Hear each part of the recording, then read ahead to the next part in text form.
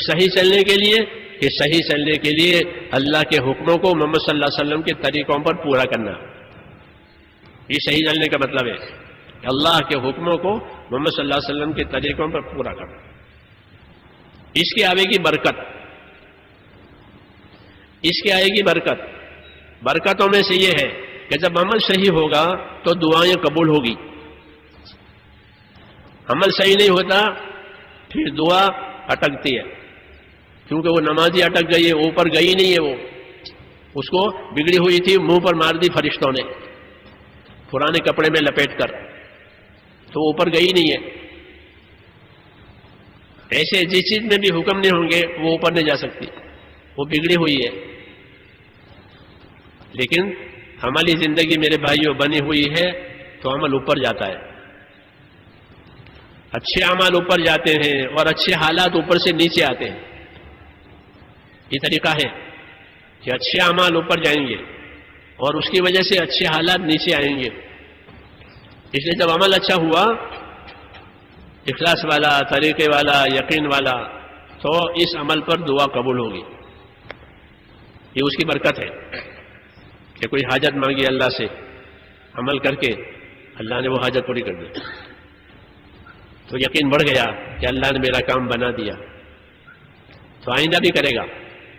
تو محنت سے یقین بنتا ہے، اور دین سیکھنے سے عمل کی شکل صحیح ہوتی ہے، اور عمل کی شکل ہوگی اس کی برکتیں آئیں گی. ایمان والوں کو برکتیں بھی دی جاتی ہے، بدلہ بھی دیا جاتا ہے. دنیا کی برکات دے کر کے اللہ دنیا کی مشکلات کو ان کے لیے آسان کرتے ہیں. یہ برکت کا اثر ہے.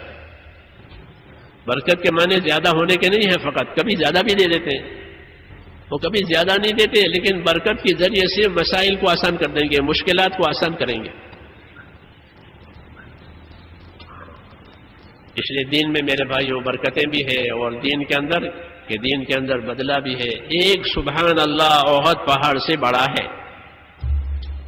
اندازہ لگاؤ، سبحان اللہ پڑھے نمازوں کے بعد 33 مرتبہ اور اللہ اکبر 34 مرتبہ، الحمدللہ 33 مرتبہ سنت ہے ہر نماز کے بعد اور سونے سے پہلے یہ سنت ہے. ایک سبحان اللہ احد پہاڑ سے بڑا ہے. مولانا الیاس صاحب رحمۃ اللہ علیہ فرماتے تھے کہ جب ایک سبحان اللہ احد پہاڑ سے بڑا ہے، حالانکہ اس کے بولنے میں 1 سیکنڈ لگتا ہے سبحان اللہ، تو جب ایک سبحان اللہ اتنا بڑا ہے اللہ کے ہاں، تو باقی عملوں کو سوچو کہ نماز کتنی بڑی ہوگی، زکوٰۃ کتنی بڑی ہوگی، روزہ کتنا بڑا، حج کتنا بڑا، اللہ کے راستے کی قربانیاں وہ کتنی بڑی ہوگی، اس کا کوئی اندازہ نہیں لگا سکتا. ایک مثال دے کر سمجھایا ہے کہ ایک سبحان اللہ احد پہاڑ سے بڑا ہے. مگر یہ سب باتیں میرے بھائیوں کہ یقین کرنے کی ہے. سن کر کے اچھا کہہ دینا یہ ہماری عادت ہو گئی ہے، بہت اچھا کام ہے تبلیغ کا، اور پھر اس کا حق ادا نہیں ہو رہا ہے، تو یہ صحیح نہیں ہوا کہ کسی چیز کو اچھا بھی سمجھا اور اس کو چھوڑ بھی دیا. یہ صحیح نہیں ہے. اچھا سمجھنے کے بعد اپنے آپ کو اس کا پابند ہونا، اپنے آپ کو پابند کرنا، یہ اس کا نفع حاصل ہونے کا صحیح طریقہ ہے. جیسے بازار میں کوئی چیز اچھی لگتی ہے تو آدمی اسے خرید لیتا ہے، اور خریدی نہیں اور گھر آ کر بیوی سے ذکر کیا کہ فلاں چیز میں نے بازار میں دیکھی تھی، بہت اچھی آئٹم تھی، وہ فوراً کہے گی کہ لے آئے لائے کہ نہ، تو وہ سر پٹے گی. ہاں یہ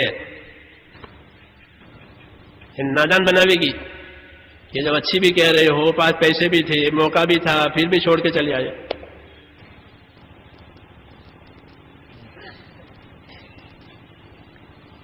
اس لیے خالی اچھا کہہ دینا یہ کافی نہیں.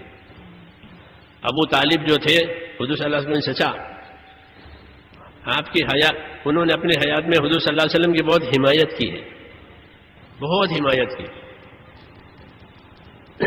مکہ کے مشرکین کوئی ایذا دینے کی ہمت نہیں کرتے تھے، اتنی حمایت انہوں نے کی تھی.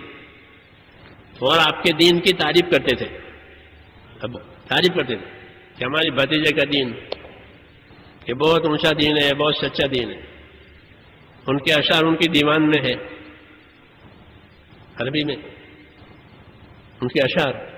وَلَقَدْ عَلِمْتُ بِأَنَّ دِينَ مُحَمَّدِ مِنْ خَيْرِ أَدْيَانِ الْبَرِّيَّةِ دِينًا، ٹھیک ہے کہ مجھ کو معلوم ہے کہ محمد کا دین کہ دنیا کے تمام دینوں سے سب سے افضل اور اونچا دین ہے. یہ کہتے تھے، مگر اچھا کہہ کے چھوڑ دیا، قبول نہیں ہوا، اپنی زندگی اس پر ڈالی نہیں. حضور صلی اللہ علیہ وسلم نے محنت بھی کی تو ان کو فائدہ نہیں ہوا. کیوں؟ یعنی بغیر دین کے دنیا سے چلے گئے. یہ نمونہ ہے ہم لوگوں کے لیے کہ کام کو اچھا سمجھ کر کے پھر اپنی زندگی اس پر ڈالنا، یہ اس کے اچھا ہونے کا تقاضا ہے. یہ اس کے اچھا ہونے کا تقاضا ہے کہ بہت اچھا ہے کہ پھر خریدو، کما لو، ہاں دوسرے وقت پر مت ٹالو، یہاں آئندہ کریں گے، بعد میں کریں گے. اس کو تصویف کہتے ہیں عربی میں. تصویف کا مطلب یہ ہے کہ بعد میں کریں گے، کل کریں گے، عید کے بعد کریں گے، حج کے بعد کریں گے، رمضان کے بعد کریں گے. یہ تصویف، بات کو اور کام کو ٹالنا دوسرے وقت پر، یہ شیطان کی طرف سے ہوتا ہے. یہ شیطان کی طرف سے ہوتا ہے. شیطان کسی اچھے کام میں کسی مسلمان سے نہیں کہے گا کہ مت کر، یہ نہیں کہے گا کہ مت کر، کہ ہاں بہت اچھا کام ہے بعد میں کر لینا. حدیثوں میں ہے کہ آدمی رات کو اٹھنے کے ارادے سے سو جاتا ہے، پھر رات کو اس کی آنکھ کھلتی ہے، گھڑی دیکھتا ہے تو اندر سے مشورہ آتا ہے کہ ابھی تو بہت دیر باقی ہے، ابھی اور آرام کر لو، پھر سو جاتا ہے. پھر آنکھ کھلی، پھر گھڑی دیکھی، پھر اندر سے مشورہ آتا ہے کہ ابھی تو بہت دیر ہے، اذان بھی نہیں ہوئی ہے، پھر سو گیا. تو فرمایا اس طرح اس کو سلاتا ہے یہاں تک کہ تہجد بھی گئی، فجر بھی گئی، سورج نکل آئے گا. یہ تصویف دین کے کام کرنے والوں کے سامنے یہ زیادہ آتا ہے کہ وہ ٹالنا.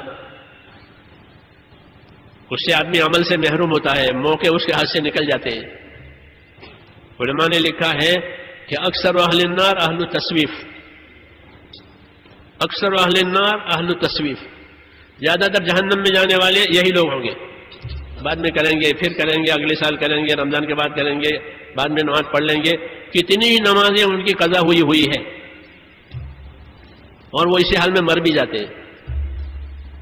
دوسروں کے حق ان پر ہوتے ہیں کہ بعد میں دے دیں گے، اس کی وصیت بھی نہیں ہوئی اور موت آ گئی، لوگوں کا حق لے کر مر گئے. اس لیے فرمایا حدیث کی شرح میں لکھا ہوا ہے کہ اکثر اہل النار اہل التصویف، اکثر جہنم میں جانے والے وہ تصویف والے، بعد میں کریں گے، پھر کریں گے.